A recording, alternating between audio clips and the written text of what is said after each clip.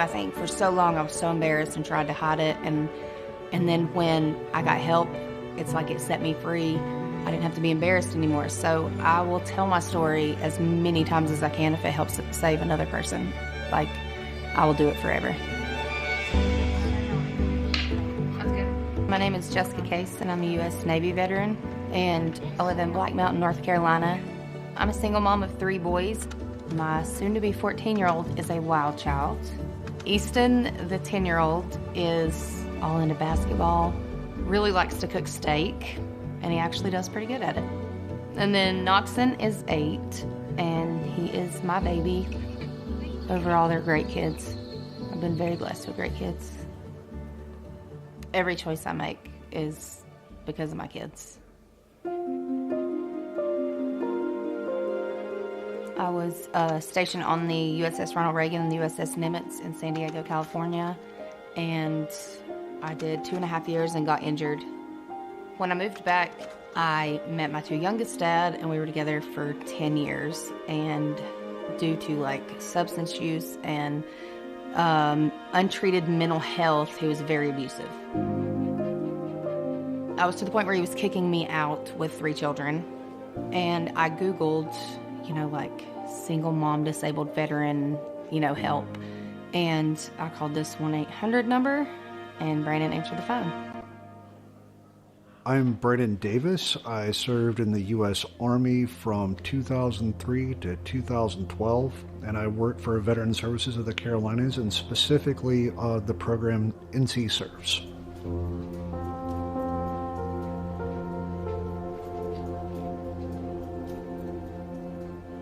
NC Serves currently serves all 100 counties of North Carolina. We believe that looking at healthcare as a total package is someone's overall health is what will ultimately drive success going forward.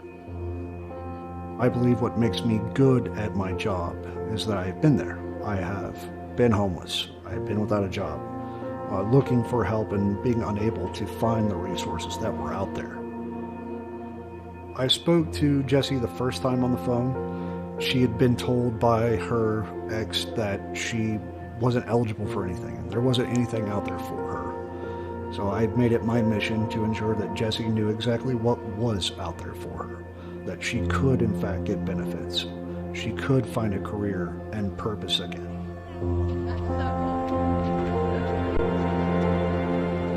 Obviously at first it seemed too good to be true. All the gaslighting that, makes you feel crazy. So I'm calling and asking for help, and to have somebody that actually is like, okay, yeah, let me help you and believe you. I mean, it's pretty awesome. NC Serves is unique because when you call our coordination center, you can expect to either speak to a veteran themselves, a family member of a veteran, or trained mental health professional. We only want to help you achieve overall better health and ensure that you and your family are safe and healthy. And I feel like from then on, it was just adrenaline. And I don't think I've stopped since. It was everything that I could do to improve my life and to improve my kids' life.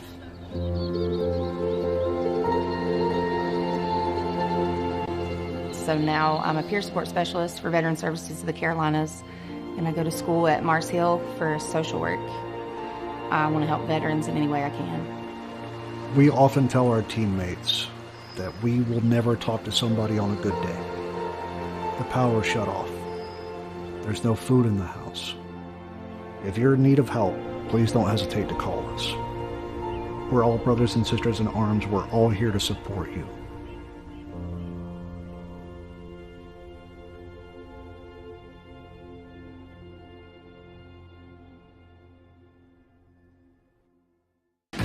Have you or a loved one ever served in the armed forces? NC for Vets is a one-stop shop for veterans to find the help they deserve. We have services that help with housing, healthcare, education, and a lot more. Learn more at ncforvets.org.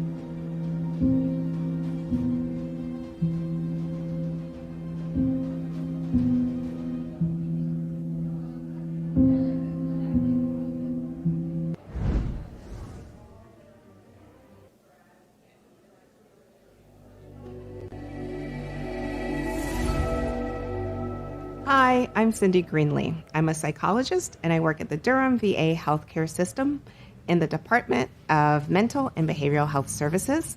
And today I'm talking about anger management and de-escalation. So what is anger?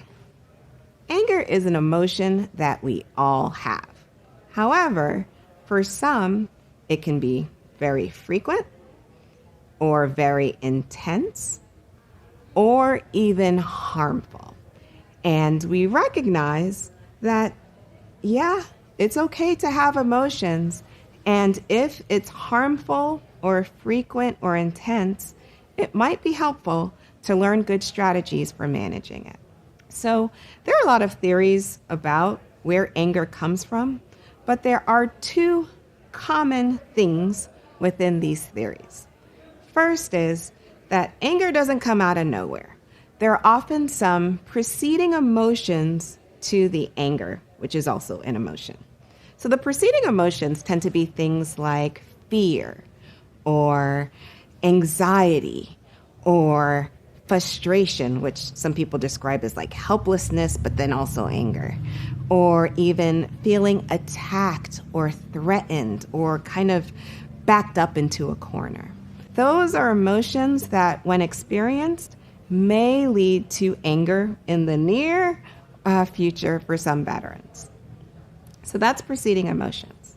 We also know that how we all interpret things can affect how often we experience anger. For example, people can be in the same exact situation, both be driving down the same highway at the same time, and have different experiences of that event. So for one person, they get cut off in traffic and they're honking the horn, cussing and fussing all the way down the road. And they're late to their appointment. They show up, they're out of breath, they're upset with their providers, they're upset at everyone they see for the next half hour or several hours. Whereas someone else could be driving down that same highway, get cut off in traffic, get frustrated, that's normal, but are able to move past it and go to their appointment no problem. So we want you to be mindful of the fact that sometimes how we experience things affects our emotions.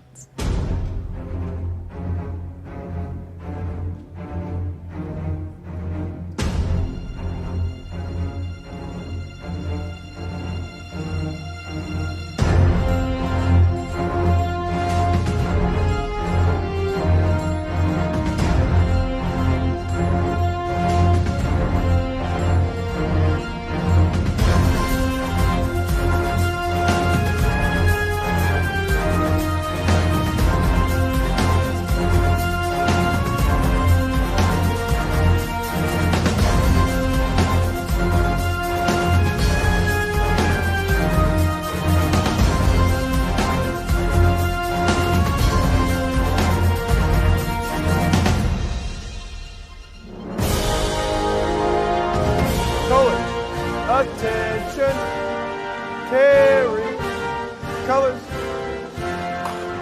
ready, cut, forward, march.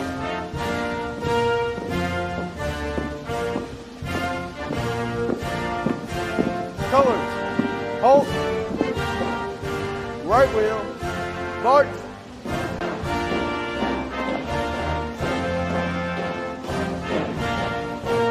Forward, march, colors, halt, present, colors. Please join us for the Pledge of Allegiance. I pledge allegiance to the flag of the United States of America and to the republic for which it stands, one nation, under God, indivisible, with liberty and justice for all. Carry, colors, ready, cut, counter march, march.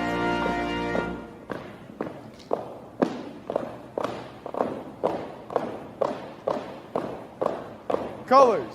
Halt. Right. Face. Forward. March.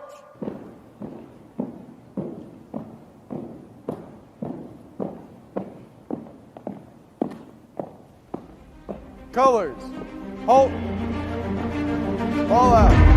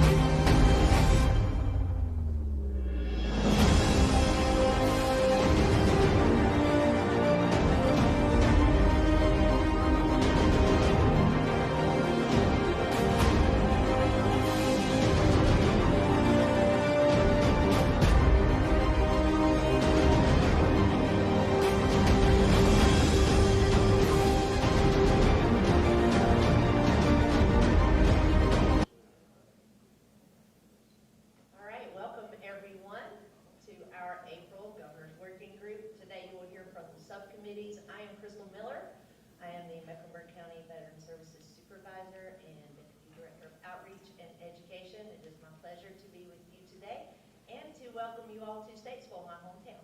So thank you for coming. This meeting is dedicated to the memory and families of the thousands of North Carolina veterans we have lost to suicide.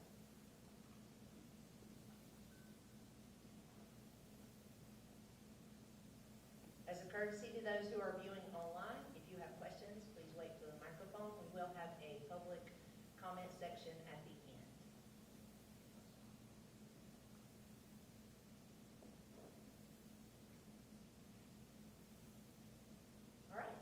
Next up is our subcommittee annual reports, and first up is the healthcare subcommittee, and Pete Tillman from the Durham VA Medical Center is joining us today.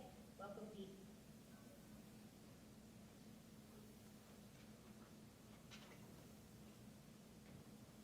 Thank you, Crystal. Small guy with a big voice today. Hopefully you can hear me in the back. Thank you. Really grateful to be here. And provide an update on where things are with our healthcare subcommittee. First, want to just share a story with you about, I don't know, this is sort of early March. We've been doing this for a while. This is sort of the annual report. So for the last year, our healthcare subcommittee members have been attending, been engaged, been doing a lot of work. I'll walk us through that, but don't want to take for granted the networking that happens in rooms like this. Really refreshing not to be behind a Teams screen or a WebEx right now. This is real people, real conversations, and real connections. I meet a lot of people, just like you, all over North Carolina. And you don't always remember the people you meet, but it's really nice when they remember you when they need to. I want to give a really big shout out to Andrea Allard, who apparently, in the course of our common interest in helping veterans improve the health and well-being of healthcare, had gotten my card, reached out to me in early March when things weren't going very well for a veteran that needed help through the VA, of which I'm from, the Durham VA, and had trouble getting an appointment through Care in the Community. So for those who don't know, VA purchases care on behalf of the veteran in the community when certain conditions are met. This wasn't going well for this particular veteran. The veteran wasn't hearing back. We were using an affiliate provider of ours, and we were purchasing Care in the Community, and this veteran was in pain. This veteran needed surgery. This veteran needed a lot of care coordination and support, and quite simply, it wasn't happening. Andrea reached out, she advocated, and had a line in, and within one business day, we were able to get our arms around what was going on with this console. Why was this not moving forward? VA is good for it. We are going to purchase Care in the Community, and we help resolve this problem within a business day, able to close the loop with the family and with that particular patient. Really, really important when you run into people at gatherings like this. It's like pulling a thread on a sweater. You just don't know where that's going to happen. So I'm really grateful for the community that we have here, that we've built over the last year. And I don't take that for granted. I have colleagues all over the country, and here, particularly in this healthcare subcommittee, is sort of common interest and a fabric of care and concern, but it's commitment second to none. So don't think that this happens in every state, that we're well organized, we're advocates, and we trust each other enough to reach out and do casework. So yeah, that story is just one veteran, and we serve quite a few veterans, but it made a difference in the life of that veteran that day. So have to share that story, and I encourage you to use the connections we have here and continue to make. Okay, with that being said, a lot of small print there. Not looking for you to squint and read that, so I'll give you the sort of highlights. It's been a really productive year. We are incredibly fortunate in North Carolina to be organized into 4 pretty big markets. We have Asheville, rated among top in the country for veteran satisfaction in the country and staff satisfaction. We have right here the Salisbury market in Charlotte, booming. 2 beautiful clinics in Kernersville and Charlotte, really effective at planning. We have Fayetteville, which is a partner with DOD, not seen really anywhere else in the country. And then we have Durham, which really brings to life the 3-part mission: exceptional clinical care, research, and educating the next generation of providers. So what we did in the last year was sort of organize ourselves, sort of get these touch points. Really the problem we're trying to solve is, number one, do we have enough healthcare resources in the state of North Carolina to care for veterans? And that's a big question. And that's a tall glass of water, but we are thirsty, thirsty people in this group. And you know, that it's a nuanced answer, because we have a lot of services, a lot of nonprofits, a lot of goodwill, a lot of private providers that'll take VA funds and provide care. But the follow-up question is just as important: is, are we coordinated? Are we talking to each other? Are we seamless? Are we putting those decisions on a veteran and their family to navigate and make? And can we do that a lot better? And really do that for the families and for veterans, and really make this seamless. So it's a really nice bullet point in the slide, and it's really hard to do. But again, we're really working hard to make sure we close those gaps, close those silos. Because the fact of the matter is, healthcare is a team sport, and especially when it comes to veterans. And I'm from the VA, and we're going to look at our partnerships and what the opportunities we have there. And you know, it's been said, and I really agree, and didn't fully appreciate till this healthcare group came together, that no one agency can do this alone. You can't write a check to the VA and say veterans are taken care of. We need each other. We need our community partners and nonprofits, and that's exactly where we're taking this group in the years to come. Okay, here we are, the so-called SWOT analysis. Really nice exercise to go through. We're sort of taking this group into year 2, and so let's pause. Let's see how we're doing. Let's get real with the self-assessment and figure out where we'd like to go. So happy to start with strengths, and I kind of hit the nail on the head, which is we have really good people. We have amazing people that are coming together for common interest. And they're not doing it because it's their job description. They're not doing it because they have to. It's a directive and they must. We're doing this work because we're all really dedicated and interested in pushing veteran health care to be better, to be more efficient, and to be more patient-centered. So we have that. And again, let's not take that for granted. North Carolina is a special place, and we have great people, and I'm looking around the room right now and see many of them. Our team is strengthened by diversity, and that is in every way of the word diversity. That's geography. You know, we're 100 counties. We don't say we're here to improve the health care of 99 counties and not that one county. It's every county, every veteran that resides in that. And so geography is really important. And then also just the diversity of government officials at every level, and also sort of the partners and nonprofits. So really diverse. I also will tell you, it's also an opportunity for us. It can be a strength and an opportunity. But what we have done is really take a good hard look at the membership of our group, and kind of look around and say, do we have the right people on this work group to do the work that we're charged to do? And as we did that, we said, yeah, we do, but we need to kind of tweak this a bit. And iteration and through sort of resourcing, we've changed the makeup of our group to reflect more of the stakeholders and where we need to go. So that was a strength. We're nimble in who we work among and beside with this particular group. All right, so we'll go to weaknesses. It's also fair to say you got to kind of look at what you're not doing well, and that was certainly one area. It's really nice too to have a veteran voice in a group like this. We're not patting ourselves in the back saying we're doing really, really good work up here because we say so. It's important that the customer has input and has say, and we have one particular veteran, a Vietnam veteran, who's really dedicated to what we're doing and is keeping us on task, and we're all really better for that. So that was a change that happened, and maybe there's still a weakness that or a gap will close, and including more veterans as we move forward.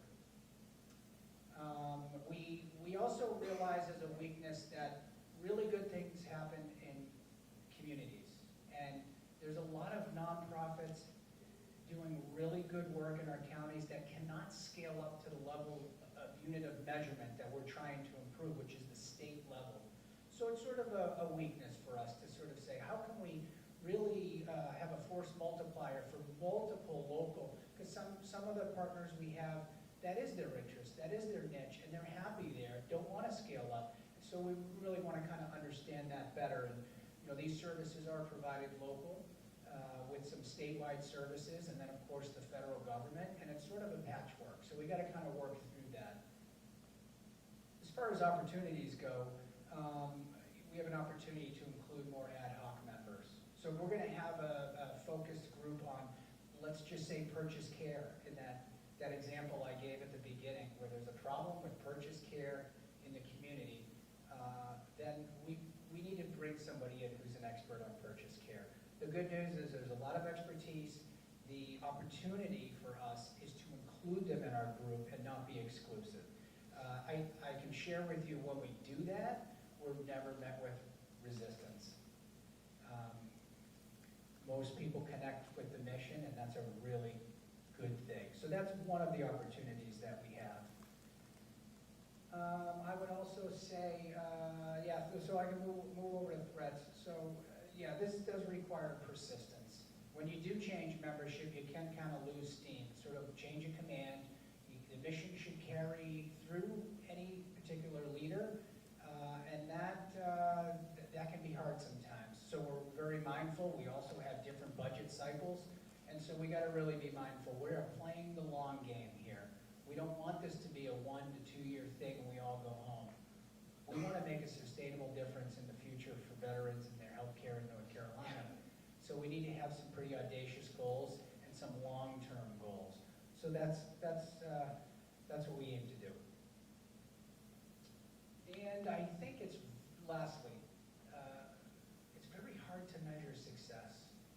I shared that story. It could have changed the life of that veteran who was in pain that got surgery, that could actually sleep at night knowing that, oh my goodness, they got me, it's all taken care of. I couldn't sleep for the last 3 nights. How do you measure that? How do you measure that?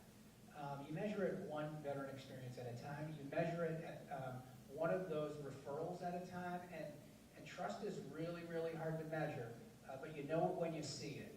And so I think we have a lot going for us as we turn the page into our new year, and I'll share with you what we're going to do.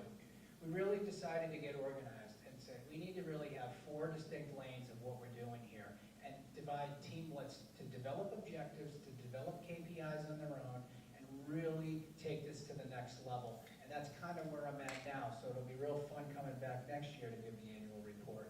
But we identified four different areas. One is outreach, and I'm really happy to report. I know VBA is, in Winston-Salem, among the best in the country for the number and effectiveness of outreach. Let's just pause and celebrate that right there, VBA. This doesn't happen by coincidence. This happens on purpose. This happens by design, by resources, and by going after a goal and not accepting no for an answer. So outreach has to be part of our portfolio here. We passed landmark legislation, this PACT Act, and now we got to bring it to where veterans are. So really really, really happy, and also really encouraged by the data that VBA will bring to the table with the healthcare side and local communities to know where we got to go. Not just go anywhere, go in the right areas. Use the data to our advantage. Number two is non-VA care. Unprecedented amount of non-VA care being purchased. If you think of VA health system, that's brick and mortar, that hasn't really expanded to meet up with the demand. We can't do it. We need our non-VA care partners. We need to make it easy for them to take our veterans. We need to make it easy for their revenue cycle. If we do that, they'll do more business with us, and this will be a great thing for veterans in North Carolina. So non-VA care, absolutely on the table. Let's improve that statewide. The third one is the Compact Act.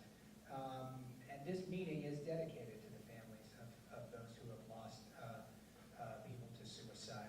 And this legislation really sort of opens the doors to coordinate care better, and no benefit is good to the extent that people don't know about it. We need to provide education. We need to make sure that health systems and families know that this is available, and VA will pay the bill, and the state is going to help, refer patients to us and educate families on this. So really, really important.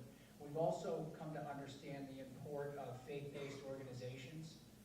So those churches, perhaps in rural North Carolina, that know their families and know when something's a little off with someone in their congregation and want to refer them to get help, we need to let them know that we are here for them. We are a phone call away, and those existing relationships are already formed so they can do that and do it effectively. So it is really the force multiplier, our faith-based organizations. We need to kind of use them to our advantage for all the veterans in North Carolina.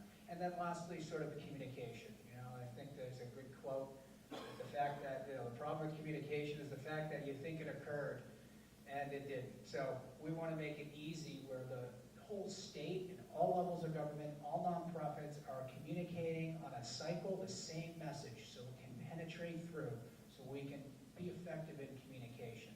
And so as we develop products, those are open source. The government designed them, the government created them, and they're for everyone to use for free. And so that's one of our objectives. So that's kind of how we have organized ourselves going backwards and moving forward, and maybe have time for one or two questions, if that's okay. Any questions? I just heard you nailed it, Pete. Just drop the mic, you're done.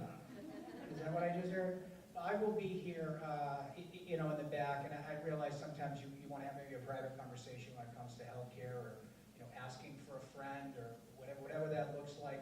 No wrong door to approach someone for VA when it comes to healthcare or VBA. But maybe I do have one over here. Yeah, go ahead, please. Great, yeah. Yeah. Pete, thanks for the presentation. Really appreciate it. One quick question for the subcommittee: which healthcare partners are you currently with? Non-federal, non-VA partners are you working with? Which ones would you like to work with? Just big hospital systems, or like how big, how small, geographically? Thanks. Yeah, no, wonderful question. I think the bottom line on that is all of them. Ones where there's no resistance. We have made some progress in the Asheville market to really do this sort of like face-to-face, meeting, like what do you need? We have also successfully worked with another large one, WakeMed in the Raleigh area. But I would say this is, that maybe we include that in our gap analysis, that, all of them. I mean, like what happens in rural eastern North Carolina as well. There's Biden and ECU, and then there's also sort of small mom and pop shops that run small outfits too. So I think we got to keep our ears open to everybody if we're going to do this effectively.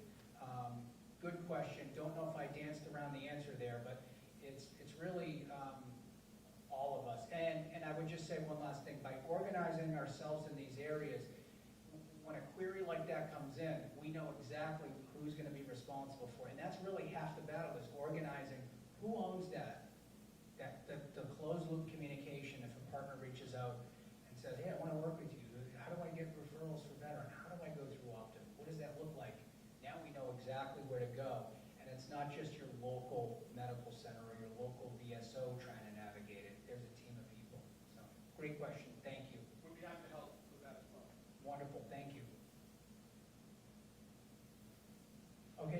drop the mic. All right, thanks. Thank you, everybody. One team, no seam.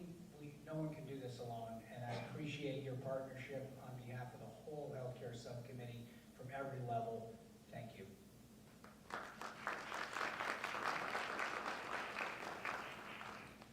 Thank you, Pete. All right, next up is Benefits Subcommittee, and I will be reporting out. So the Benefits Subcommittee is very loosely organized. We've had a couple of meetings. We do not have ongoing meetings, and that is because I moved my position, and we all have other jobs to do.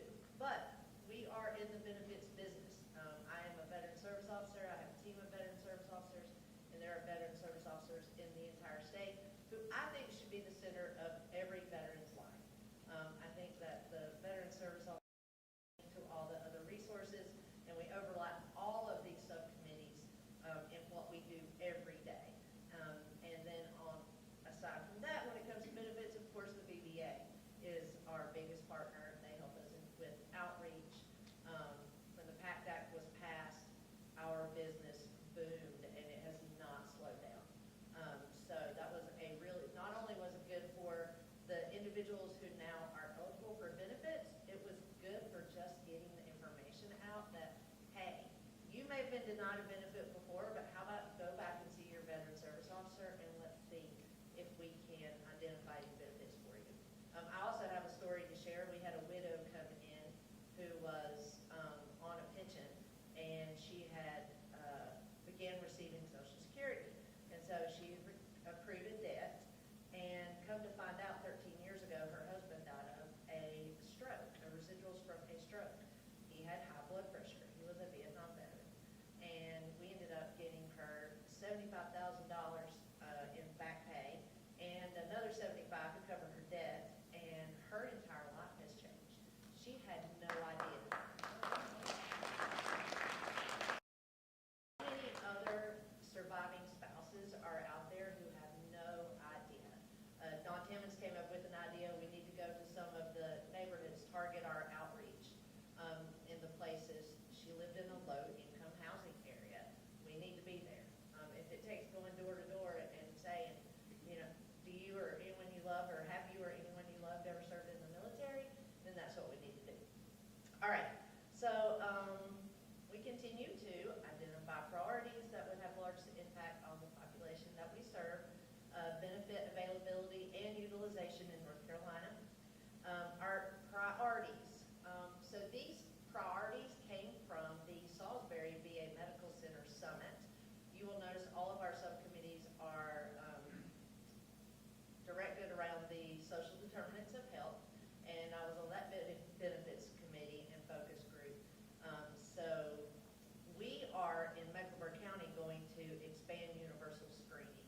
So what does that mean? We have adapted the ACORN assessment, and we are going to, our service officers will give the veteran this assessment. It's a very shortened assessment that is, and so ACORN asks about things like, do you have enough money to pay your light bill? Do you have enough food to feed your family? Can you get by day to day? Are you looking at finding another job? It just ask these questions that sometimes when they come to our office, they're thinking about their benefits. They're not thinking about these other things. So we hope to help them think. If there's a positive reply on any of those, they're going to go see one of our case coordinators. Mecklenburg County is very fortunate and unique that we have case coordinators who interact with Veterans Bridge Home and use the Unitas platform to make and receive referrals for those individuals. The next thing that we want to work on is the Ask the Question campaign, and I heard yesterday that VHHS is working with Alliance to implement a pilot of Ask the Question in their services. So Alliance manages the Medicaid for behavioral health services, and if all those individuals ask their clients, have you or someone you love ever served, maybe we can identify some more veterans and some more of those surviving spouses who may have the benefits on the table that they do not know about. The next thing, so one of the biggest things is access to transportation. You cannot talk about benefits and veterans and getting what they need and where they need without talking about transportation.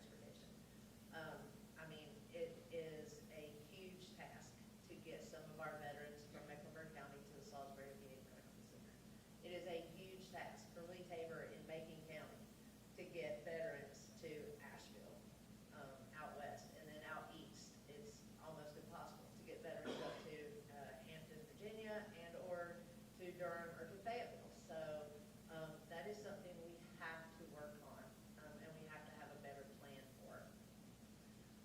The next thing is increasing community awareness about the Veteran Service Centers. There are 12 Veteran Service Centers in this state operated by the North Carolina Department of Military and Veterans Affairs, and almost every county has a Veteran Service Officer. Those who do not, the state is covering. So every county in the state has veteran services and someone who a veteran can reach out to. Of course, we're going to continue with targeted outreach and make sure people know who we are and how we can add value to our services. Again, the Veterans Bridge Home and the Salisbury VAMC completed a summit in FY23, which utilized the strategies of whole health, the Office of Health Equity, societal factors related to suicide, VA gap analysis, NCGWG, subcommittees, and that allowed for a model that can be replicated in each region. So our SWOT analysis. All right, so our strengths is our partnerships with Veterans Bridge Home, with the Veterans Benefits Administration, the VA Medical Centers. Our partnerships are how we thrive because, again, as Pete noted, you cannot do this by yourself. One person is focused on housing, and one person is focused on benefits, and the only way we can do it is to do it together because there's just a lot out there. Members committed to action after that summit in Salisbury. Everyone went by on the priorities and said, which one can I affect, and sign their name for that. So I'd like to see that happen again and have individuals commit to action. Gaps in services have been identified and strategies to address those have been generated. And the ability to identify and address co-occurring needs, i.e. like if you need housing, you may also need some employment. Or if you need employment, you may also need food or utility assistance, so co-occurring needs. Some of our weaknesses is the ability of veteran service officers to reach beyond their service model. What does that mean? I think Bruce Crowe said one time, and he's with the Veterans Healthcare Administration, you can't serve from behind your desk. Well, when you're a veteran service officer, you have to serve from behind your desk. And the only way that we can get out from behind the desk is to have some more people to help them to reach beyond that service model. We are glued to our desks, we're glued to our offices. The veterans are coming, they have to have someone to serve them. Of course, time and budget concerns. Member turnover has been a tough one to overcome. And NC ranks low as a state where veterans wish to live. I'm brutally honest about this. You cannot Google what state should I move to if I'm a veteran and get North Carolina as an answer. Though North Carolina taunts the phrase that we are the most veteran-friendly state in the nation. We are not. Not according to the measures. And I gave that report last year. How does North Carolina stack up? Well, not so good. So what do I want you to do? And I'm jumping ahead of myself, but I compel you all to reach out to your representatives. We vote this year. There is a website, and I'm going to just stop right there. I'm going to finish the opportunities, and we'll talk about that. Our opportunities, of course, implement outreach strategies across all 100 counties. Informed and targeted outreach. What does that mean? Informed.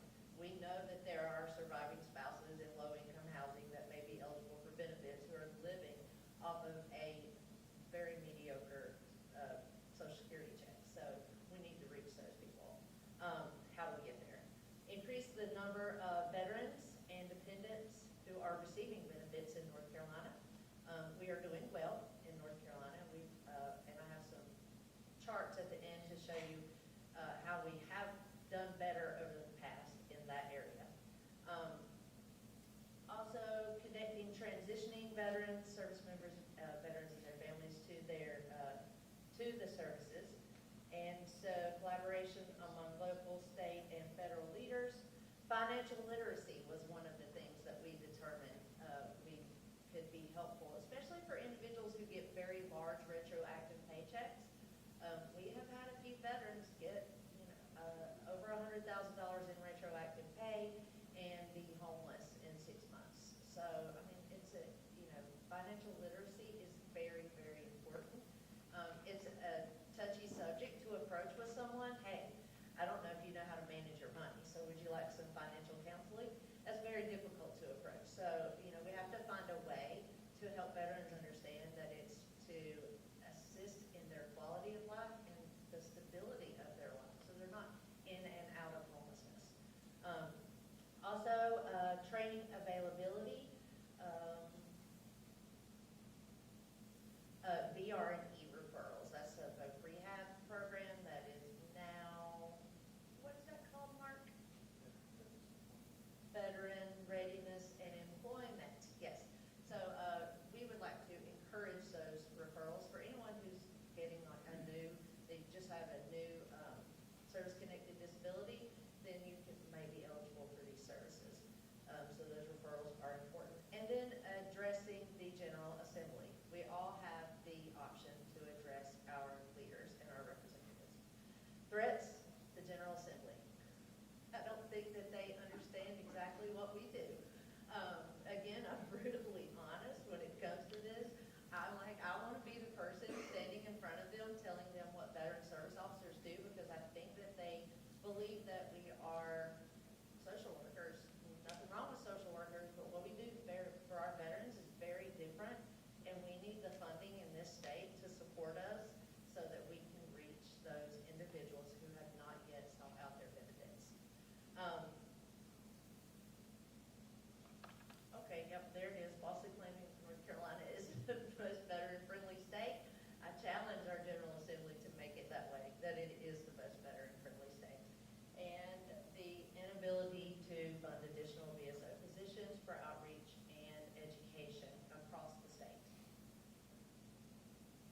All right, so our goals are to prepare the North Carolina Association of County Veteran Service Officers and NCGWG to participate in Onward Ops transition program. So Mecklenburg County just had 3 individuals, myself included, certified with Onward Ops. So if a service member should choose so, 12 months before he or she discharges, they can go into this program, and they will have a sponsor, and they're coming to Mecklenburg County.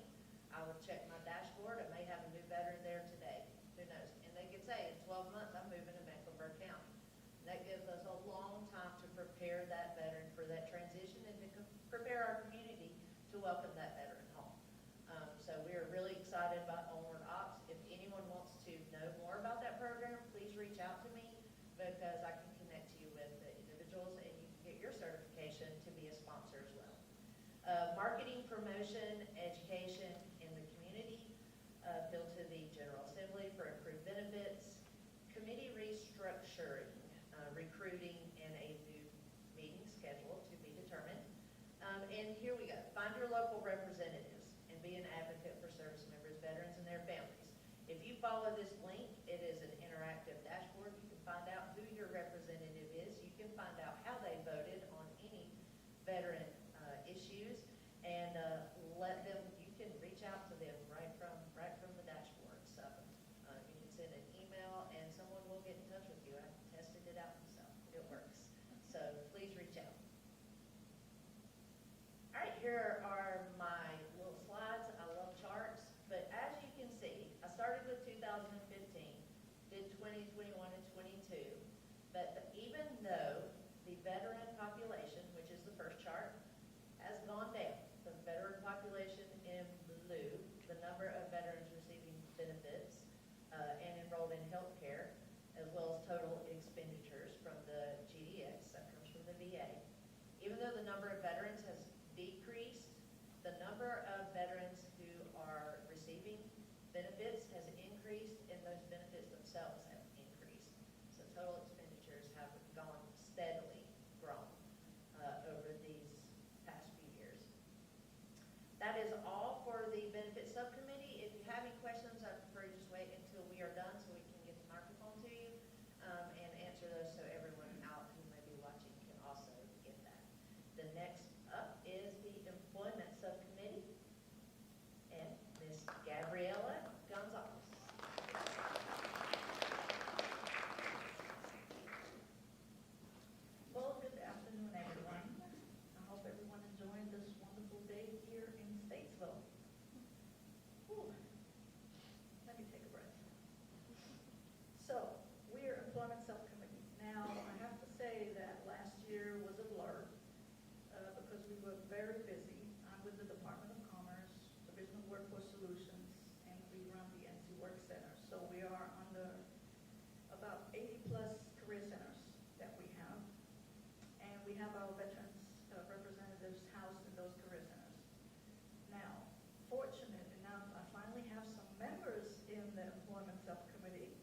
So I was able to do a SWOT analysis. Here it is. So, and I have to say, I think you're going to hear some repetitiveness on the strengths, weaknesses, opportunities, and threats, because I think we're all in the same boat. But I wanted to highlight who is on my subcommittee for employment, because those that are on it are the drivers, the main drivers in the employment arena. So that's NCWorks Veteran Services, BBH Employment, then NC for me, DOL Vets, which is my oversight, DOL Veterans Employment and Training Service, that has the oversight of our grant funding for the state for us to do the job that we do here in North Carolina. And then the Army National Guard, the employment section. So those are all strong drivers that are always showing up and are at events. And I believe, again, and I always can repeat myself, collaboration is the key. We all need to work together. We all have our strengths and weaknesses in each arena. But if we come together and streamline all the services and be providing those services, we're just going to move up, and we'll be the best in North Carolina. North Carolina will be veteran friendly. So for the strength, as you can see, we're all great collaborators. You know, there's no one in a silo here. We have increased the visibility in the community in the last year. I know we were very, very busy to obtain that, and that pertains to each of the subcommittee members. The focus also is the coordinated entry. You know, when a veteran walks in somewhere, how can we connect that veteran without being given the runaround? And of course, then the diverse resources that we have. It's definitely a strength.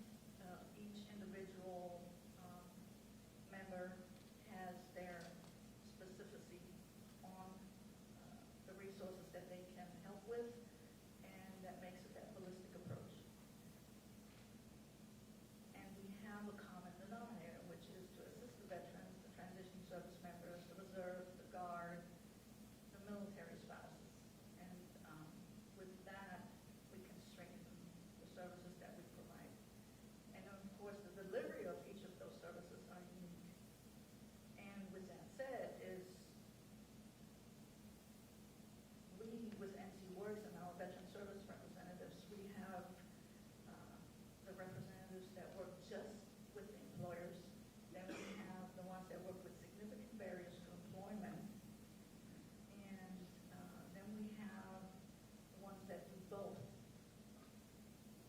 So however, when you have a job-ready veteran that is absolutely free of the barriers and is ready to go into the workforce, we would connect them to the other resources that we have as well, such as NC4Me or Veterans Bridge Home with employment,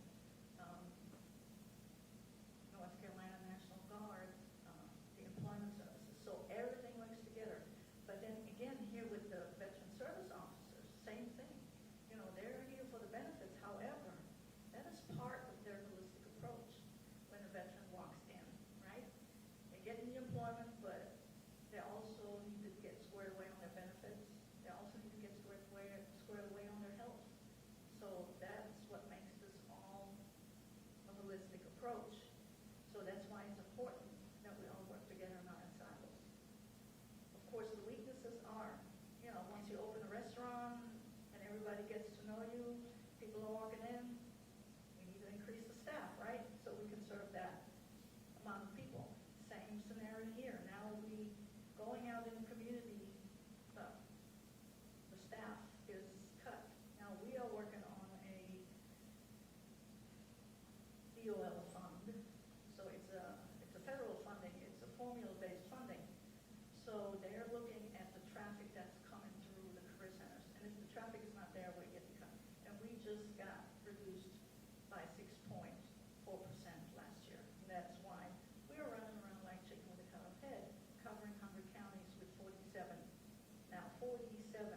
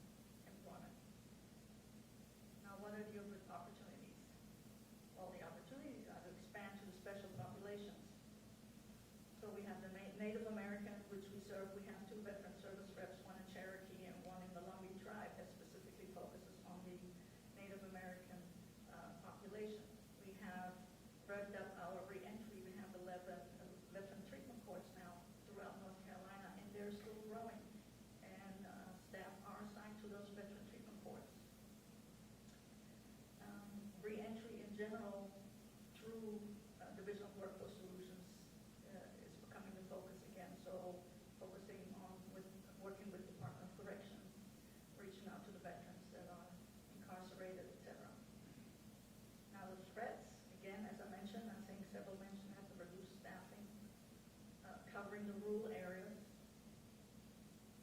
maintain the service, maintain that customer service. Once you establish that customer service, it has to be maintained. And of course, to stay consistent with the service. And then of course, new nonprofits that are popping up. It's 2024. There's some good stuff out there. We need to stay competitive, right?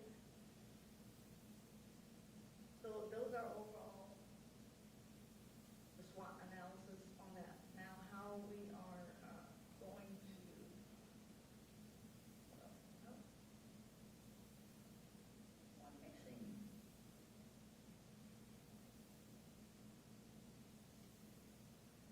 Well, our plan is, no.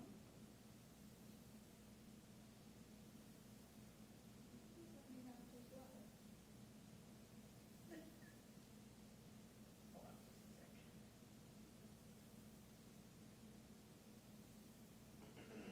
Whatever's happened, I want you to know it's my fault. Okay, good.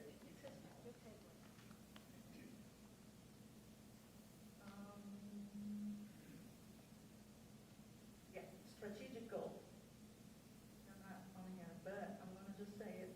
So the strategic goals from all four of us that are part of this committee is to increase the staff and the service coverage, of course, and then to cater to the special populations and be visible in the community. That's the main one. And increase outreach and business connections. So the outreach efforts and business connections with employers to advocate for the veterans to be employed. That is the main strategy. Also apprenticeships, OJTs is a big one right now coming in to the play. Connecting with community colleges, universities, everything is very important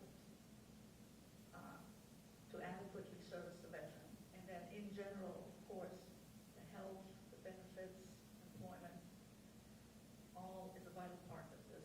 So that makes it that whole circle becomes complete. All right, that's it for me. Thank you.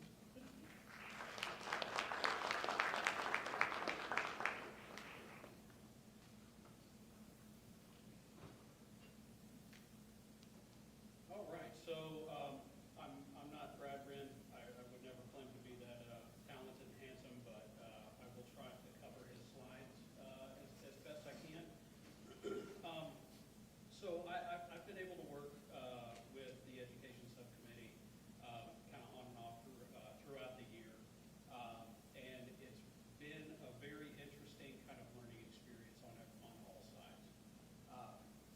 At the onset of the year, we're given a small amount of money for NC Strive, which is the Student Veteran Annual Conference, and we thought, hey, that's a great opportunity for the Education Subcommittee to kind of take this and breathe some good life into it and make this happen. Well, what happened was it actually hurt the Education Subcommittee. It caused membership to fall off because it reprioritized what they had already set out as their set of goals and what they wanted to accomplish for the year. And so, rightly so, their membership began to drop off a little bit.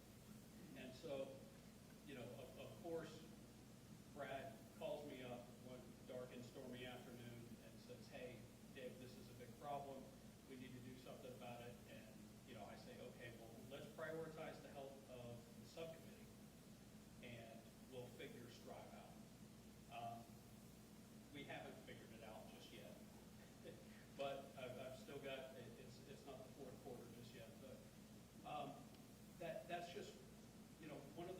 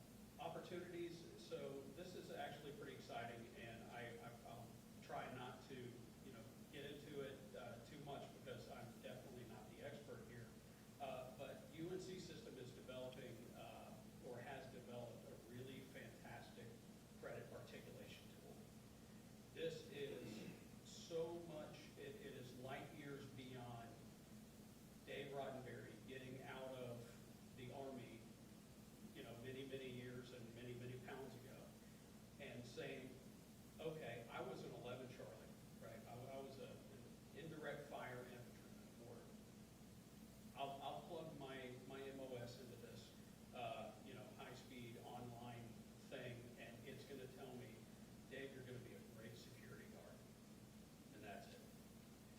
It's not saying, it's, maybe says, hey, when you get to college, you don't have to take PE.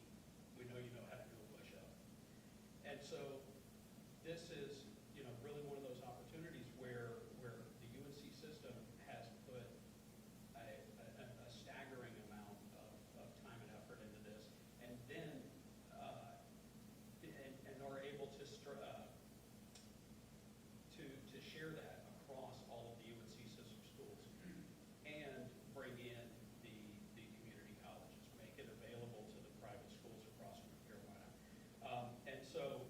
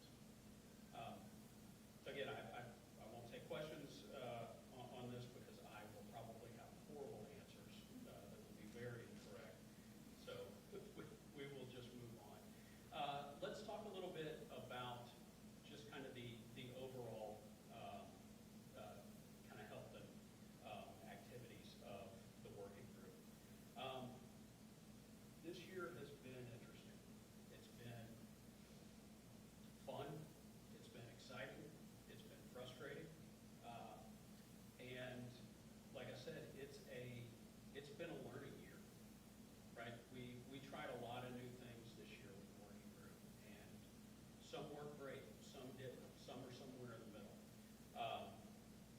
But the important thing is that we are making an effort year over year to come back together, to air all of this dirty laundry and say, hey, this is imperfect. It will always be an imperfect system, and we need you to make it more perfect, to make it more accessible. So, we've done some kind of some big changes to the meeting format, right? Once upon a time, for those old timers, we used to meet, I believe it was 10, 11 times a year, once a month, always in the Joint Force headquarters in Raleigh.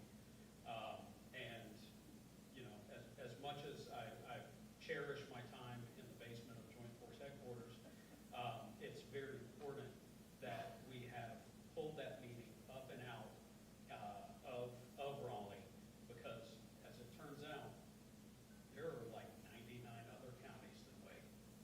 So go figure. And I think that has really been met with a lot of positivity. We've seen, as we've been very intentional in trying to bring this to new locations, we've also seen an uptick in our online viewership, right? So other folks, maybe, we were in High Point last year or something like that. There's somebody from High Point right now that was in that meeting says, hey, I can't make it down to Statesville, but I now understand, I know what this is.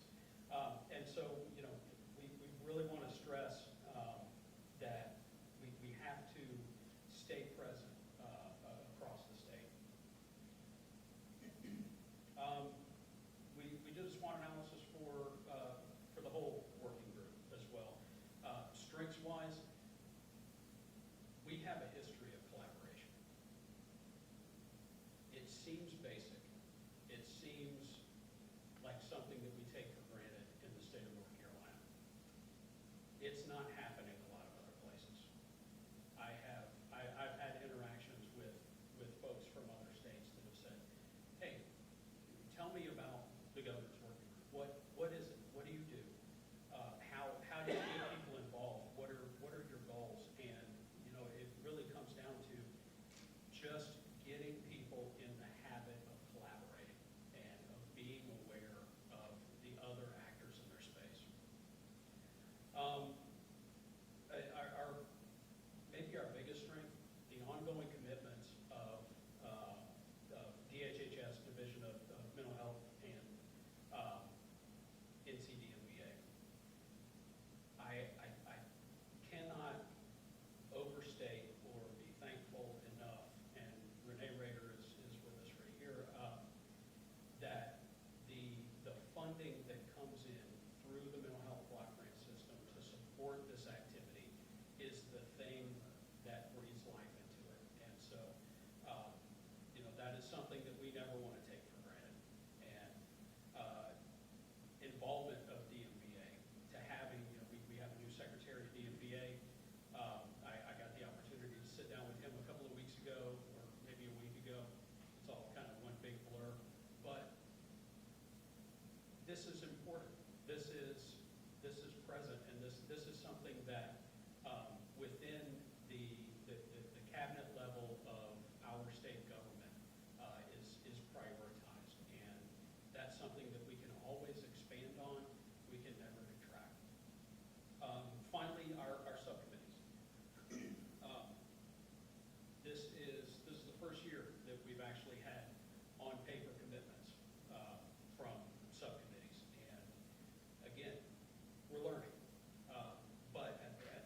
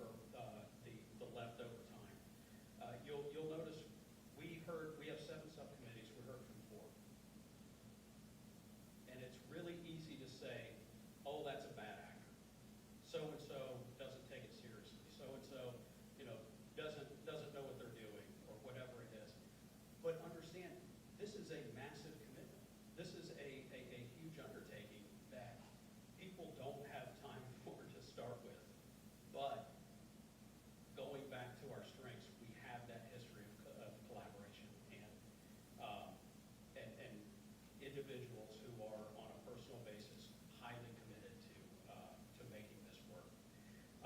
We always need additional funding commitment. I think every other subcommittee mentioned that population data, program efficacy data, all of these are blind spots. These are all weak spots. You know, we talk about, hey, I don't like that the General Assembly funded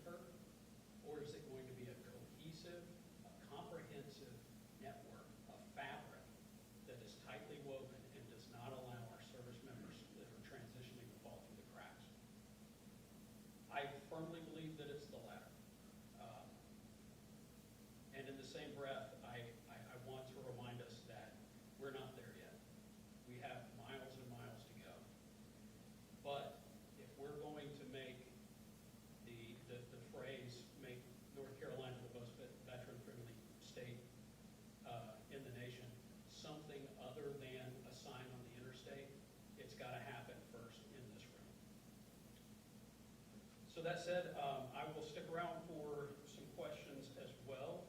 Does anybody have questions, comments, compliments? I'll take any of those, sir. If I can get up. My name is Ray Washington, and I'm basically from the American Legion Post. I used to be one of those politicians you were talking about. I didn't know I needed a mic. This is a very dangerous thing to hand to a politician. But American Legion Post 67 and the Department of Military and Veterans Affairs and the VA out of Winston-Salem are holding another Veterans Benefit Live event this September, set up on the 11th, 12th, 13th, and 14th. And we're expecting to welcome over 1,200 veterans to come in. We're setting up for 1,200. Last time we did this, we got over 1,500. So I invite each of you and your various work groups to come out, set up a booth, and actually talk to vets. And that's what we do this for. We basically allow them to come in. They've never filed a claim. They get the claim filed. And if it's processable, it could actually come out with a check at the end of the day. But most importantly, they know what the next step is. So I'm here to invite you to that event. I'm also here, I am a veteran service officer. I am certified by the VA, General Office of the Council of General. But the concept is, what are we missing? And I think the last two words up there are very important. My last 12 clients have done those last two words. Their veteran died. What benefits do I need? How do I get him put in the ground? And we think we're going to depend upon the funeral director to do this, but there's no training for funeral directors. They just assume they'll contact the VA. VA will send them a check. I'd like to see that happen. But the VA has a book,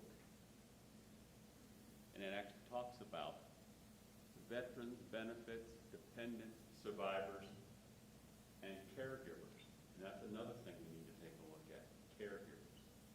As you can notice here, my hair is turning a little bit more, I don't want to say grayer, more colorful, that's what I can say.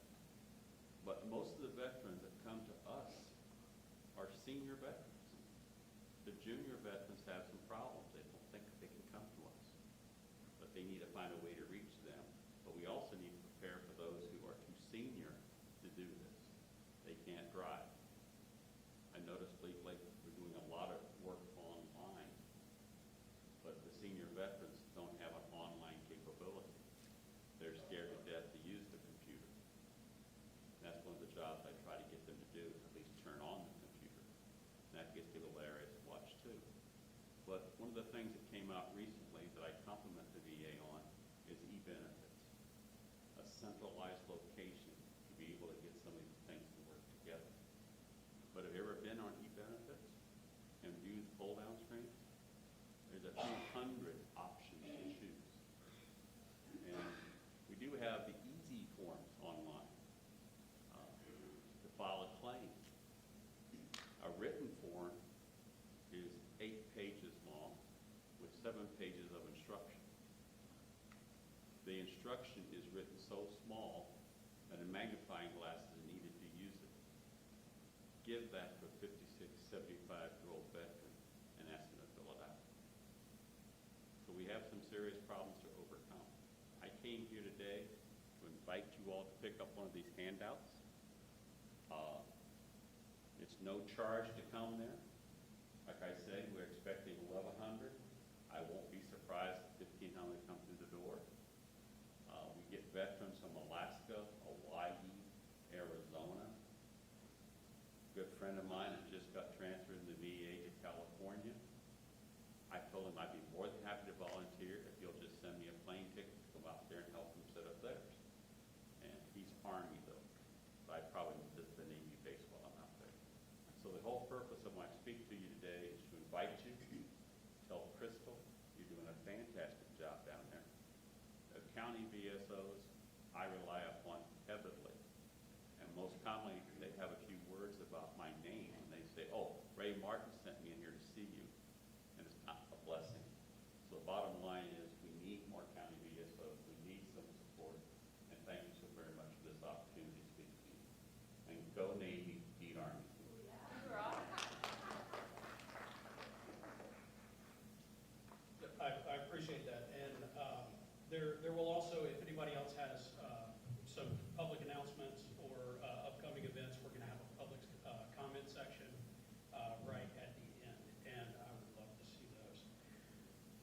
said, let's move on to the executive committee updates. And first up, we're going to start off with the dashing Brian Pierce, Chief Deputy Secretary, DOBA.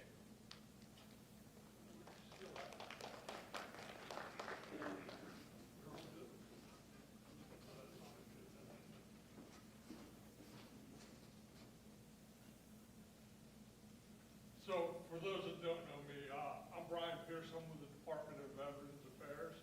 And on behalf of Governor Roy Cooper and our new Secretary, Greer Martin, I appreciate the opportunity to talk to you today.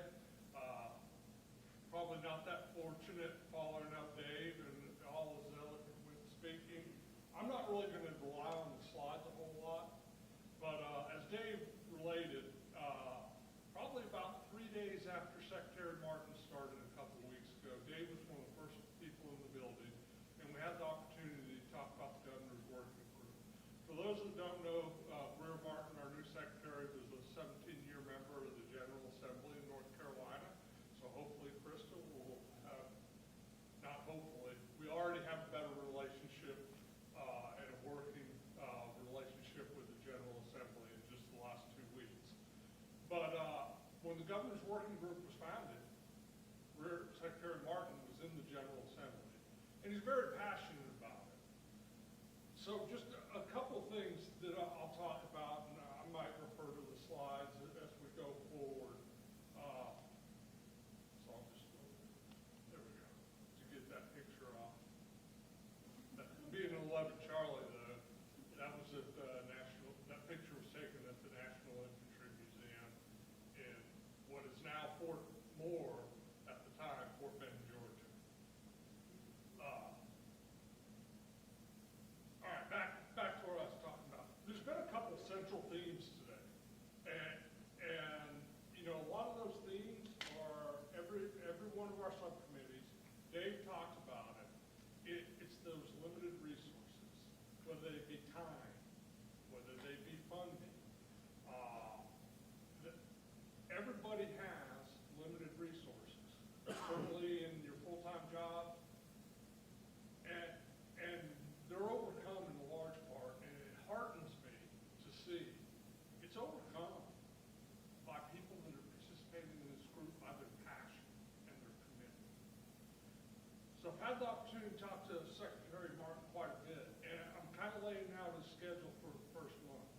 Unfortunately, he couldn't be here today. He had a long planned family trip that was already paid for one, and you know, coming out of the Pentagon for the last 2 years, he needed a break. So he apologizes for not being able to be here, but really looking forward to. But as I'm building out his schedule to get out there, we're looking for those high payoff events and opportunities to get reintegrated back into the North Carolina community, but also to help guide the department as we move forward. All the subcommittees did their own SWOT analysis, which, you know, being an old Lean Six Sigma continuous process improvement guy, made my heart feel good.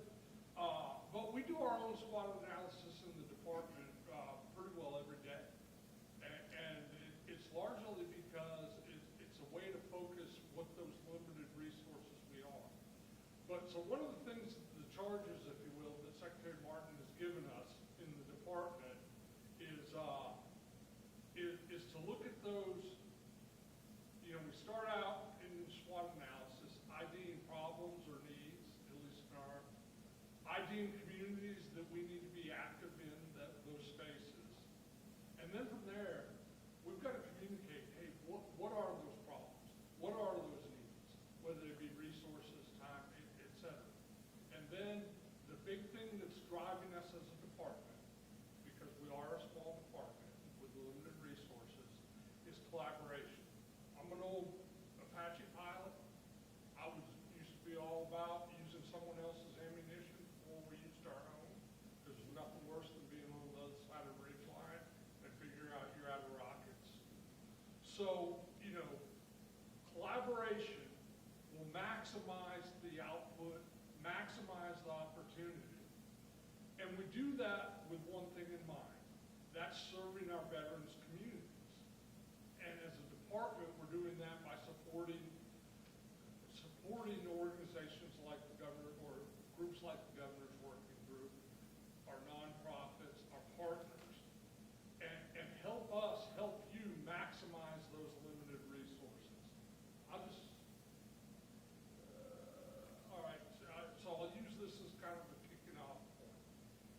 see that second bullet there. The General Assembly gavelled in today for the short session. There's some debate out there how short that will be. But we're using the short session not only as a new avenue or an updated avenue to get inside the General Assembly and start working as true partners. Everybody knows the different branches of government. But part of our effort to maximize those limited resources is to be more collaborative in our approach to everything we do. And so we're using the short session to set some conditions that will allow us to grow capacity and capability. We may not be able to grow resources, whether that be personnel, funding, but if we can grow our capacity by taking advantage of those partnerships, if we can grow our capacity and capability by looking to new opportunities and maximizing those limited resources, that'll really help out and it will have a more meaningful effect on our veterans communities. We're doing that, one, by trying to increase our communication. And that's just not two-way communication that we like to talk about.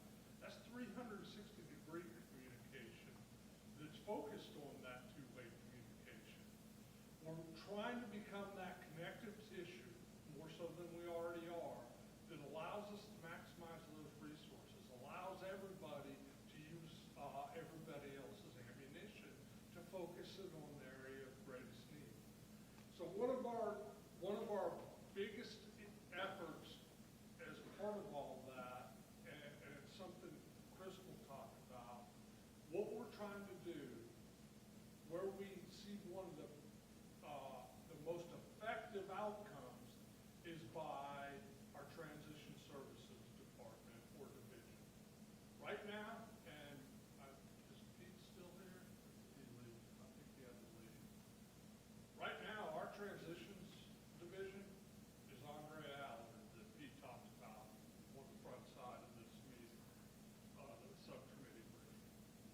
We're trying to grow capacity capability through new VSOs because one of the biggest threats to our veterans community that we believe is that transition.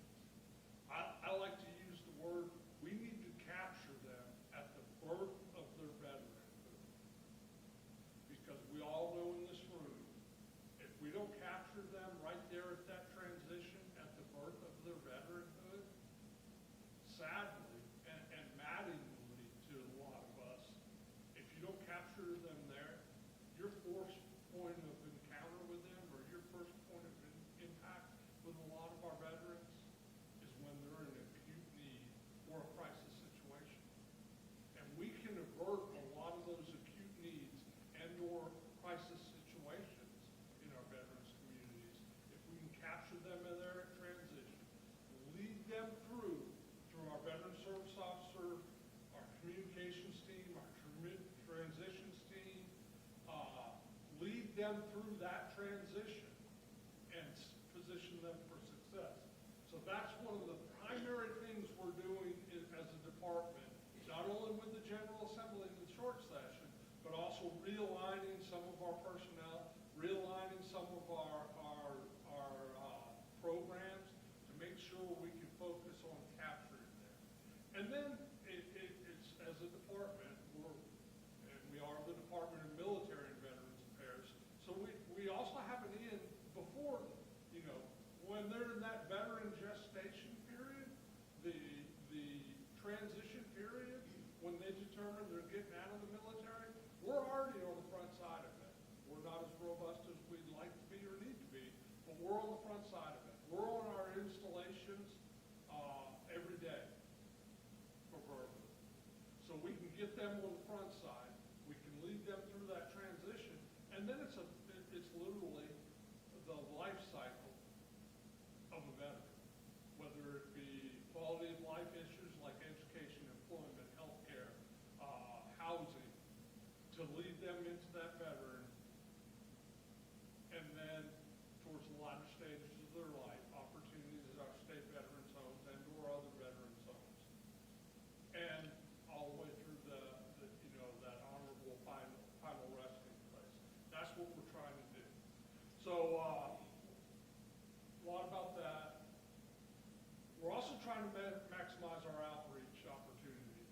There are so many things, and I appreciate you bringing up that VBL and Carrie. I think we talked last year, that literally was, I think, Edison, on my first day with the department last year.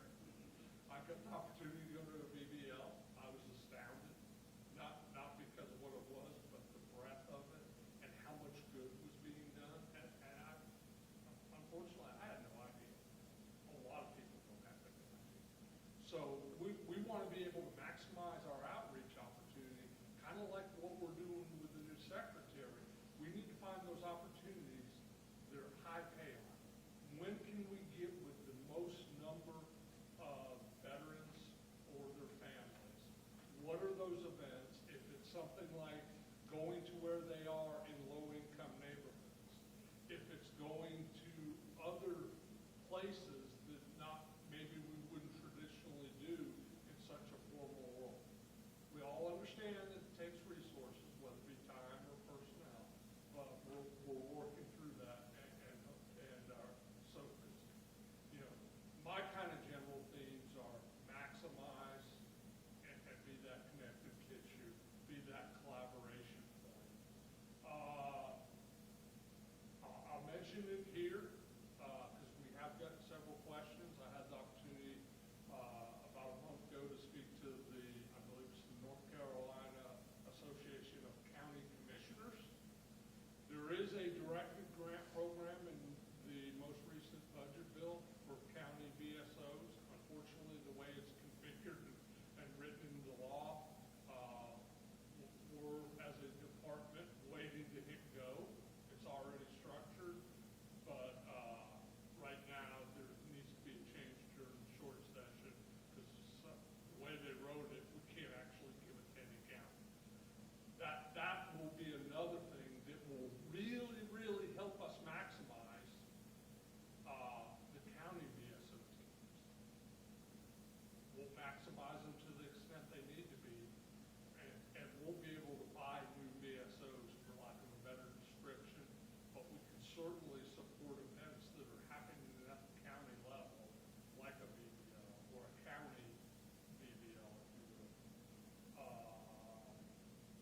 So what's coming up next? I already talked about the change budget. I will just briefly touch on the National Association of State Directors of Veterans Affairs. Had the opportunity last month or the month before to meet with Secretary McDonough. He signed a memorandum of agreement with the association. Veterans Affairs, which is legislatively part of the Transition Assistance Program, we know there's varying levels of participation through the services, but part of that formally directed program, at least the 5-day one, Veterans Affairs gets a time block in each one of those classes. They have now signed a memorandum of agreement with the state directors or secretaries, whatever it happens to be in the state. They are going to give us part of that time block. So that's our formal in, if you will. Fortunately, we have a good relationship with most of the services here in North Carolina, where we have an in already. But this formalizes it, so it gives us an in to be able to start maximizing that transition. And that's all I have. And are there any questions? I'm more than happy to take a question. So no questions.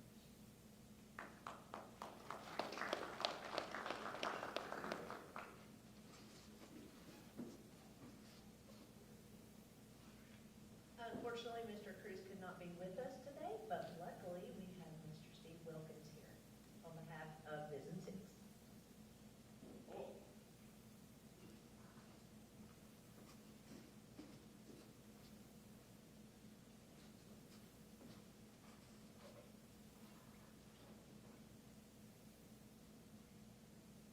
Hi, again, my name is Steve Wilkins. I am the Deputy Director of Communications for Vision 6 and representing today regrettably giving word or sending his greetings in his absence. Before we get started, I thought I would remind everybody, we say Business 6 a lot, but just reminding everybody that it is an acronym and it stands for the Veterans Integrated Service Network. It is Department of Veterans Affairs, and it is responsible, it's a network responsible for 7 healthcare facilities in North Carolina and Virginia, and their subordinate clinics. At this point, we're just over 50 or so facilities. I think it's important to note that because we really do try to integrate as much as possible healthcare to veterans in both of those states. And I'm going to go pretty much from my notes. The objectives of the visit are to support, coach, integrate, and assess facility operational performance. And so Mr. Cruz is responsible for all of that within those 2 states for the Department of Veterans Affairs and the Veterans Health Administration. Sorry.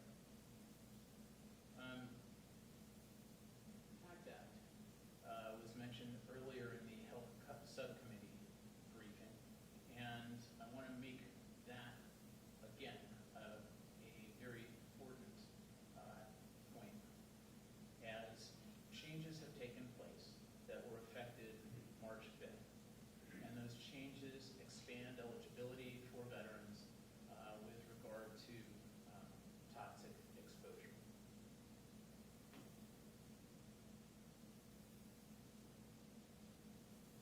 The PACT Act is the Honoring Our Promise to Address Comprehensive Toxics Act of 2022, and the Section 103, which was effective March 5th, actually expands eligibility. It improves VA's presumption decision-making process, strengthens exposure research and resources.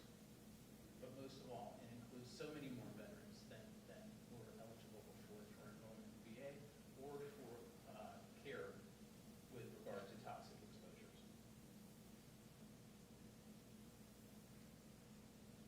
Second point, staffing. After an unprecedented hiring surge last year, VA is better positioned to meet the needs of veterans where they are. We're hiring strategically to provide care where it is most needed. We're currently recruiting for critical positions where we have especially high need to bolster and increase services. We're especially committed to building a strong rural workforce so that veterans can receive care closer to home. And then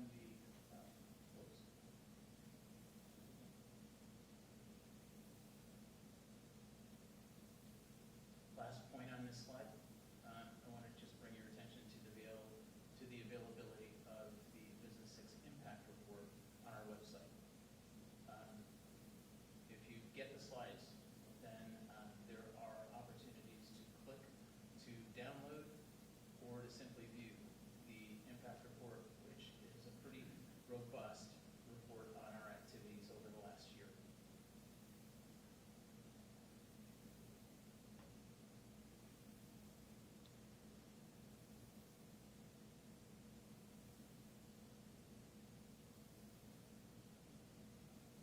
First point on this slide actually goes to something that Mr. Roddenberry referred to earlier, and it is a summit that we're hosting in late May. It will include Veterans Health Administration and Defense Health Agency senior leaders to discuss collaborative options for increasing veteran access. The goals of the summit include development of evaluation framework to identify potential access opportunities within access hotspots in Business 6, and creation of a novel infrastructure plan that will focus on strategies to improve access in the near term for transitioning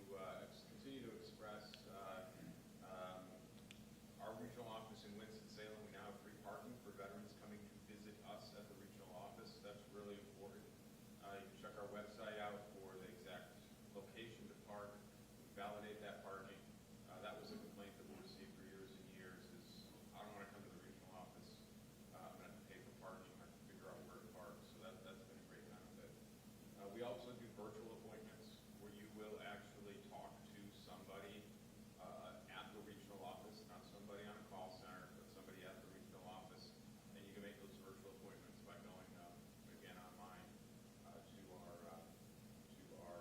our website. We've also started several months ago a new way to communicate with people out there called GovDelivery. We obtain your email address. What we do is once a month, maybe twice a month, is we will send out an email update from our regional office, from our public affairs office in Winston-Salem about events that we're having, about changes to benefits, important reads for veterans, family members, and the like. And that's something that's really, really important. We've got a lot of good feedback on that. And you can see the email address there. If you send us your email address to that email address, we'll get you added. And it's for veterans, anybody who would be interested in that. We don't overload you with email. That was one of the things. You don't want to get those daily emails that I get polls every day that I have to block. So because I stopped there once 20 years ago. But that's something that is really been beneficial, and we'll keep you updated on all the events that we have going on. Excuse me. Our fiscal year 24 outreach strategy. I heard a lot about outreach from a lot of the subcommittees, from other speakers up here. Really, really important. We need to continue to reach out to North Carolina veterans. We need to get more North Carolina veterans on the rolls. I heard Secretary McDonough speak the other day at a conference I was at, and he talked about the veteran suicide rate, homeless rate goes down significantly when they're getting VA benefits. And VA benefits also leads to health care benefits and treatment. So that stuff is really, really important. This year we're really targeting underutilized counties. Counties, of the 100 counties in North Carolina, 70% are rural. Those have low benefit utilization rates, especially the western part of the state. The eastern, northeastern part of the state also has low benefit utilization. We did our first event in Transylvania County several weeks ago. Saw several dozen new veterans, and that was really exciting to be there. And I was able to have a follow-up conversation with one of the county commissioners, which was really exciting because we were able to talk about how we can continue to partnership and get more veterans on the rolls. We're going to continue to focus on a lot of the rural counties in the state. There's not a large veteran population in these counties, but there's a very significant need, and a lot of those folks aren't going to necessarily travel to where we are. We need to make sure we're getting out to where they are, and that's really great.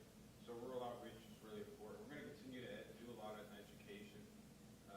Thank the gentleman from the American Legion for speaking up about the CARE Veteran Benefit Live events. But as we do a couple more of these, and I have them on a future slide here, as we do more of these, we're going to continue to educate veterans. We want to continue to educate family members of veterans, everybody else. I encourage everybody in the room. It seems like a lot of people in the room are texting that or sending that email to get on the list, so that's great. But I encourage everybody in the room, even those folks in the back, and everybody online here, I want you over the next week to find a veteran out there who's not getting benefits. So go out there, if you're in the grocery store, church, wherever you are, find a veteran and get them, find out that if they're not getting benefits, point out how they can apply. Send them to our website. Send them to a state or county VSO. I think almost every county has a county VSO. Send them to that office. Find them. It's really important that we get them on the rolls, and that's key. I want to see that 40%, going north of 50. Partnerships, we continue with great partnerships. We can't do it alone. VA can't do it alone. I heard a lot about partnerships and a lot of these things, whether we're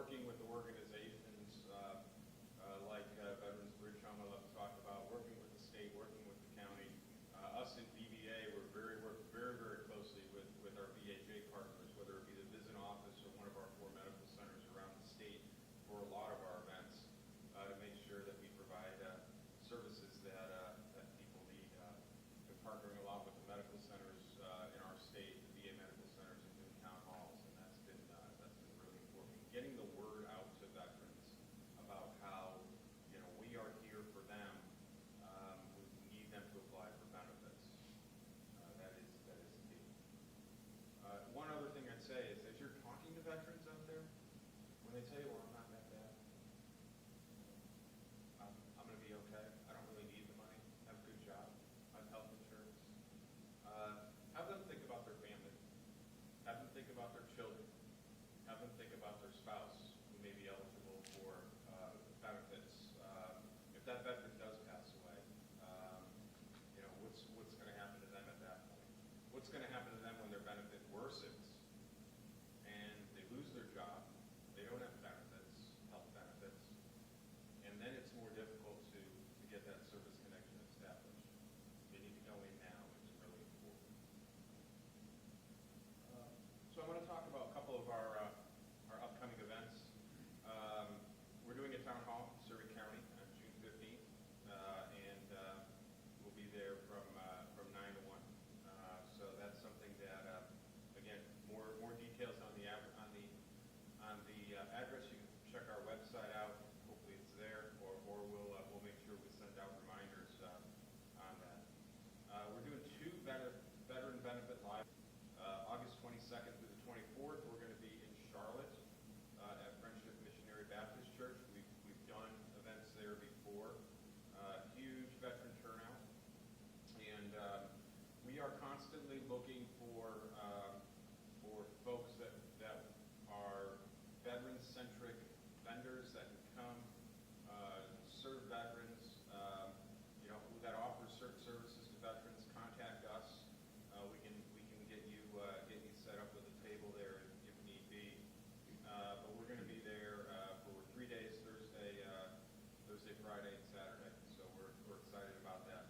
And then the Veteran Benefit Live event in Cary at September 12th and September 14th. I think we talked about that earlier in the day.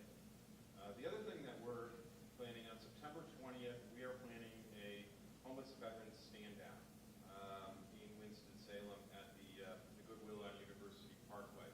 And I envision this to be the best, the greatest, the most grandiose veteran stand down that North Carolina has ever seen.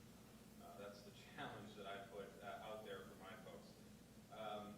I've been to a lot of veteran stand downs, quite a few over the past, I'd say 10 years or so, and they've really changed from the way they were 20 or 30 years ago.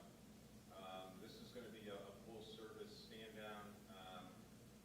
We've partnered with our friends from BHA in Salisbury. They're going to be there helping us and assisting us. If you know anybody that is there that can help homeless veterans, willing to help homeless veterans, that email address somewhere, right there on the bottom of the screen, Public Affairs, WSRO@va.gov.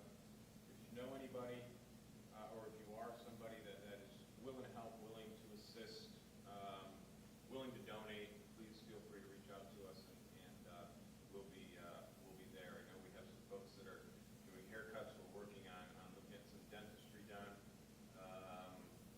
cutting nails, etc., things like that. I think a meal and other services that we can offer to veterans. So this is something that is still evolving. We had our first planning session a couple weeks ago, and we're really excited about the opportunity here to really make a difference for our homeless veterans. So that's going to be important. So that's my update today. And before I hand it back to Crystal, I do want to share a story, because people often ask me why I do what I do. Why do we do what we do within VBA? And there's so many claims, so many veterans to help. What impact does it have? And I'll tell you that our office was contacted by a veteran service officer requesting assistance for a claim by a terminal Army veteran. He was hospitalized and was not expected to make it home. Now, this veteran had previously been denied service connection for multiple melanoma. Had filed a supplemental claim under the PAC Act. The veteran's claim was expedited when we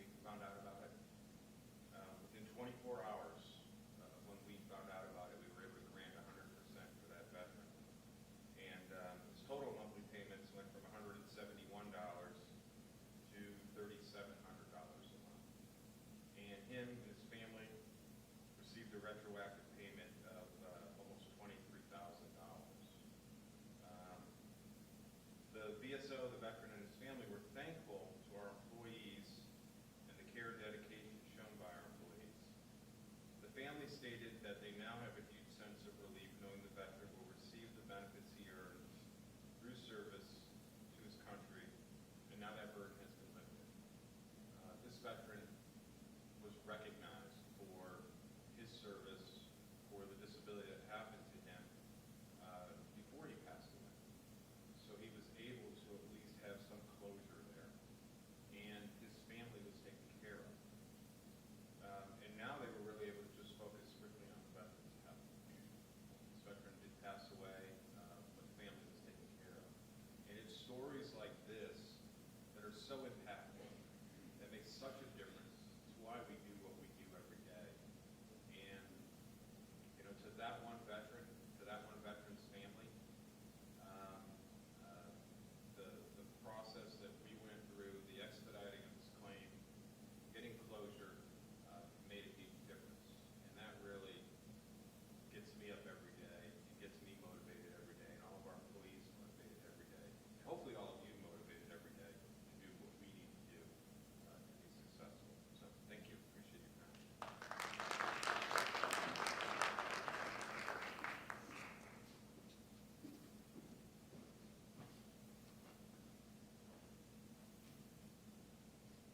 Thank you, Mark. We appreciate it. And just a little piggyback, if you go to www.millvets.nc.gov, you can find your service officer. There's an interactive map under benefits and services.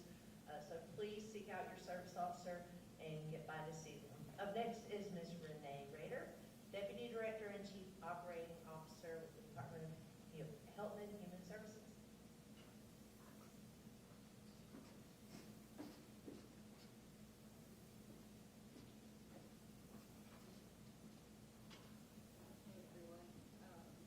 I'm going to be super quick today. I know that some of my announcements are more applicable to the broader citizens of North Carolina.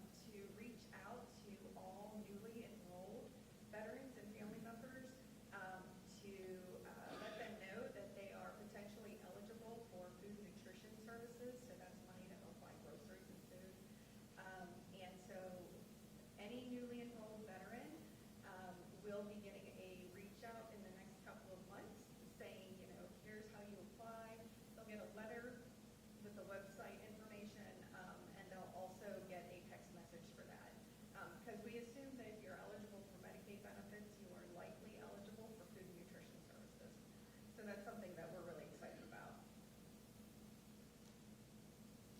I always talk about our LME MCOs, and last time we met, I brought my senior strategic advisor with me, and she sat in the audience and said, you know, Renee, nobody knows what this is, and they don't know what you're talking about. And so I just want to say a couple of things about the LME MCO system. So this is a system that provides mental health, substance use disorder, intellectual and developmental disabilities, and traumatic brain injury, publicly funded services. So this is the system that supports all of those services here in North Carolina. We have been reforming that system, transforming that system for the past 6 or 7 years. We've had a lot of fits and starts. There have been multiple delays in implementing a new model for how we deliver those services in North Carolina, but I'm pleased to say that we will finally be implementing that transformation on July 1st of 2024. So our LME MCO systems are going to become tailored plans.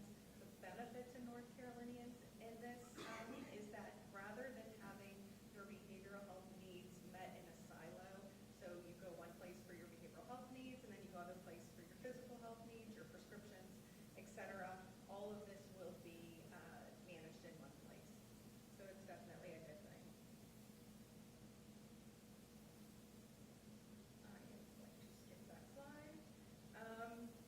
Wanted once again mention the historic investments that our state has made in the behavioral health system with the last year's budget and going into this next year budget. So we were awarded over $835 million to invest in the behavioral health system. If you are part of our system, you will be hearing lots of things about how we have been using those dollars. We're spending this first year investing in infrastructure so that we can get the right infrastructure in place so that we can start expanding services. We're building on things that are working and looking at expanding as we go out further. Areas of focus, of course, have been our Medicaid reimbursement rates. So effective January 1st of this year, we were able to increase our Medicaid reimbursement rates by about 20% across the board for most of our behavioral health services. We are making significant investments in our crisis system. We have just recently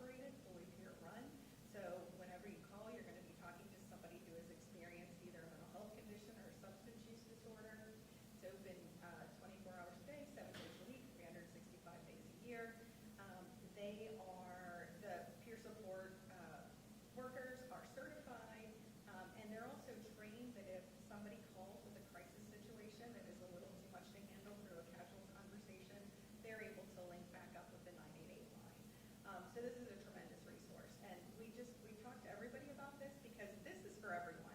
I can call this number and get support. It's for anybody who needs that support. I feel like there was one other thing I wanted to say about that. Oh yeah, there is one other thing. So we are, since we've opened this Pure Warm line, and it's only been live for maybe 2 months now, we are now getting 1,000 calls a week. That is incredible. It's not 1,000 different callers, but it's 1,000 calls a week. We've got North Carolina citizens who are really hurting, who really need support. And we are just so proud and grateful to be able to stand this up with those behavioral health investments so that we can get folks the support that they need. And that's all I have.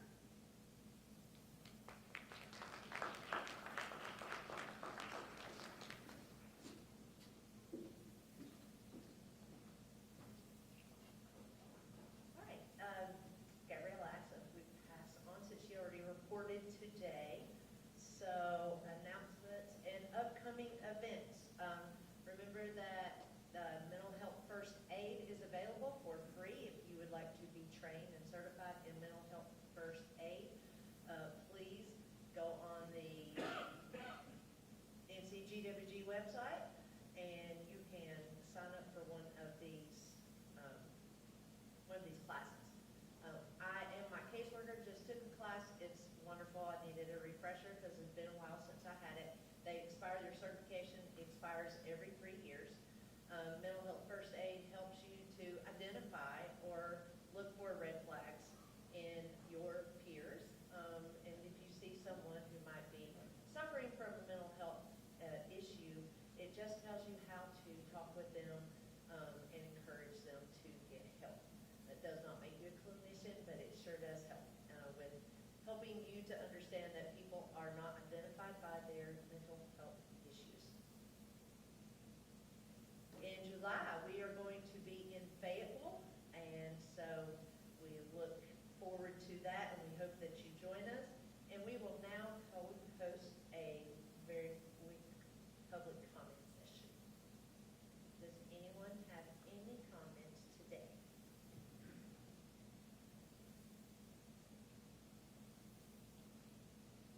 All right. Hearing none, I appreciate you joining us today. We look forward to seeing you again. If you would like updates, please go to ncgwg.org and look for Uncle Sam, and you can join the email list. You'll know what's going on with the Governor's Working Group. You can watch and share this presentation on your Facebook, please. We would appreciate that. And the next, please scan this QR code and give us your feedback. Let us know how you like the structure of the program, and if there's anything we can